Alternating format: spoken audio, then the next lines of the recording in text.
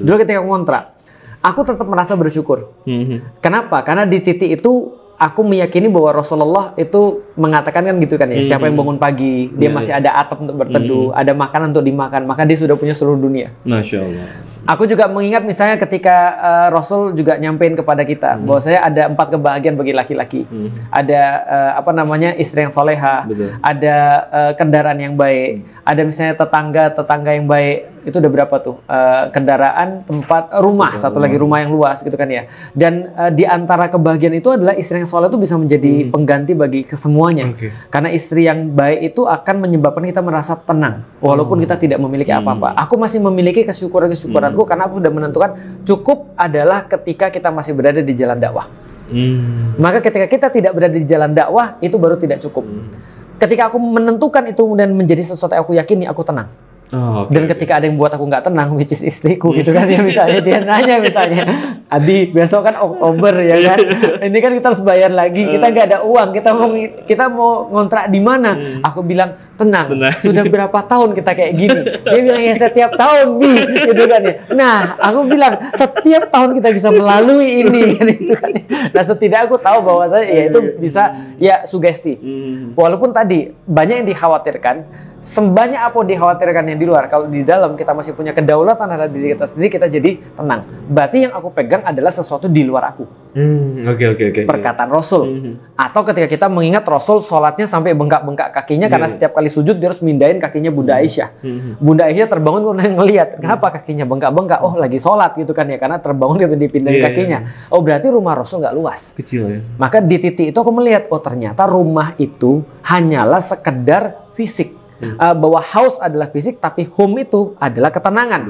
Kalau orang berpikir naiknya nilai material dia atau luasan dia akan berpengaruh terhadap ketenangan, maka dia sama saja sholat Jumat di hari Senin. Maka kemudian di dalam Al-Quran, di dalam Sunnah itu kan semua definisi cukup bagi kita. Seorang laki-laki itu kayak apa, rumah itu kayak apa. Maka contoh ya, ini aku coba untuk wujudkan dalam kehidupan ya. Aku terjemahkan begini. Aku selalu bilang sama istriku begini, jangan sampai rumah kita lebih bagus daripada dakwah kita. Makanya dakwah harus sempurna, karya dakwah harus sempurna walaupun hidup tidak sempurna. Maka aku bilang sama istriku, berarti kalau kita punya rumah kita dibandingkan dengan studio kita sekarang, studio kita harus lebih mewah. Aku pikir antum juga mungkin sama. Walaupun antum kayaknya kapitalis gitu kan. Kantor lebih mewah gitu. Enggak, ini juga kantor juga untuk dakwah ya kan. Nah maksudku kalau yang paling mudah kalau orang nggak punya studio atau kantor, masjid.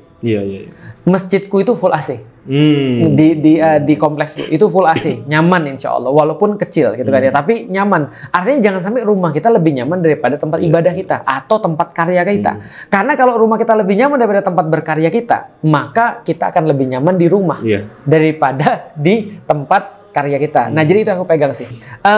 Gratitude atau rasa syukur itu menurut penelitiannya Harvard University, 75 tahun mereka meneliti ini, itu datang daripada self value. Jadi datang daripada tadi apa yang mereka yakini. Betul. Bedanya cuma adalah kalau kita meyakininya karena Allah, nilai yang di luar manusia. Kalau mereka meyakini nilai yang dipegang oleh manusia.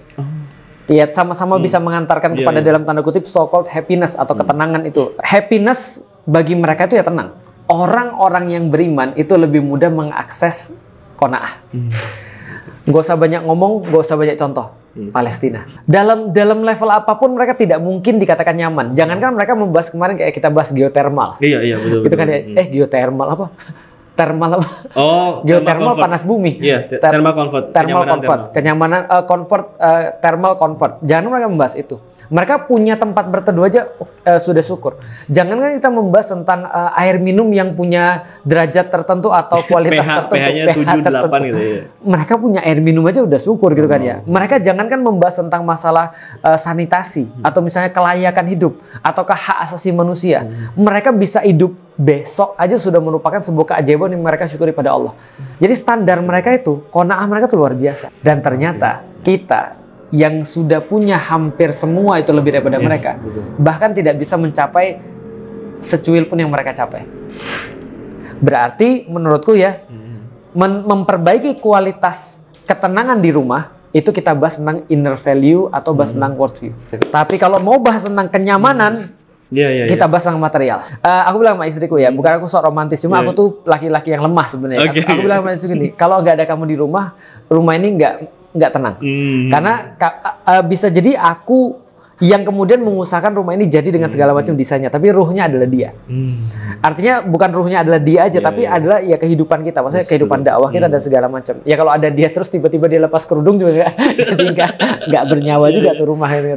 Maksudnya ketika dia ada tapi ternyata dia juga nggak sevisi dengan kita ya. Tapi menjadikan rumah itu tenang adalah visi kita, adalah sesuatu yang kita tuju dan kita perjuangkan. Nah jadi kalau dikatakan aku nyaman nggak di rumah, enggak. Makanya aku aku cerita dari kemarin aku gimana mikir nambahin tanaman, gimana mikir ganti ini desain, adaptasi terhadap cuaca dan segala macam, ngelihat crack dikit aku pengen benerin dan segala macam, ya nggak sih? Nah itu kan kalau nyaman. Kenyamanan. Tapi tadi caranya adalah manage keinginan kita. Nah kalau keinginan kita sudah di manage, itu semua selesai, dan keinginan tergantung inner value atau world view tadi.